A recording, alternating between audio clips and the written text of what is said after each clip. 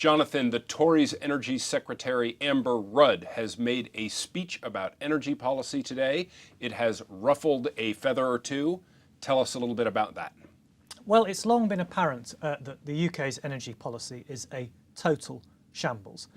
We have lots of very sort of elderly facilities, many of which are going to come offline over the coming years, and little real idea of what is going to replace those. I think what Amber Rudd is trying to do today is put in place some kind of a framework to reassure investors that there will be a stable sort of regulatory and tariff regime so that they can invest in the new generating capacity that the UK needs. The key takeaway from today's speech as well is that that mix will not include coal, which is obviously the most carbon intensive fossil fuel. That is going to go by 2025. I think of the UK as a coal-intensive country. In other words, taking coal away from the UK sounds a little bit like taking petroleum away from a Gulf state. How much of our capacity in this country comes from coal? Well, we don't actually dig much of it out of the ground anymore, but in terms of electricity generation, yes, you're right.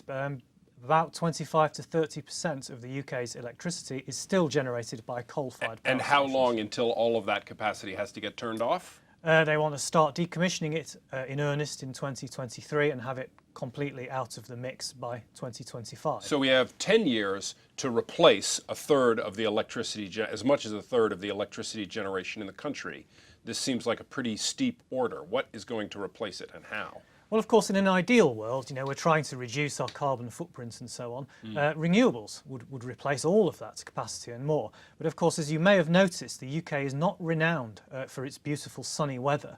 So you cannot simply generate all your electricity from renewable sources. It's windy. It's windy now and again. And that's the key problem with renewables. They can generate a large proportion of electricity supply or very little at all. So you need base load. And you need a supply of power that can be varied according to when demand is high. And that baseload, it seems, is going to come not from coal, but from gas and from nuclear. Now, let's bring this down to a more Lexi point. Of existing power producers, do they stand to benefit? The stocks in general have not done terribly well. Are they going to be punished? What are the sort of company-level implications of UK energy policy as it stands today? The conspicuous loser is a company called Drax, which owns and operates Europe's largest coal-fired power station. Now, Here in the UK. Here in the UK, up in North Yorkshire.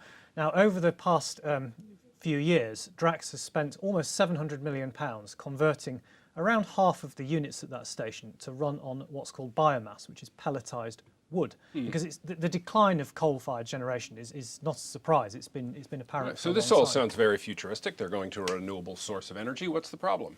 The renewable source of energy costs about 3 times as much per gigajoule of energy released as the coal that lies beneath the power station itself in the Selby coalfield. And so really it's only viable with an element of government support in the face of either subsidies or guaranteed prices for its power.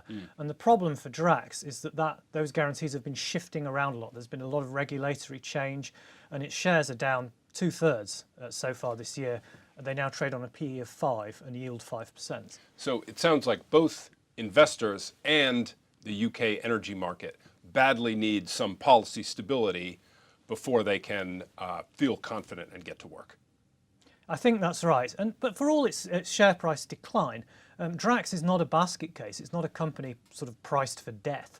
I think some of the subsidies it will receive are still pretty generous, and in fact comparable with the subsidy that EDF will receive for its nuclear station. So although the company faces a tricky few years, I don't think that the shares are going to, equity investors are not going to get wiped out in this company by any means. And there are some in the city who actually think it's a pretty good buy at the current level. Thanks, Jonathan.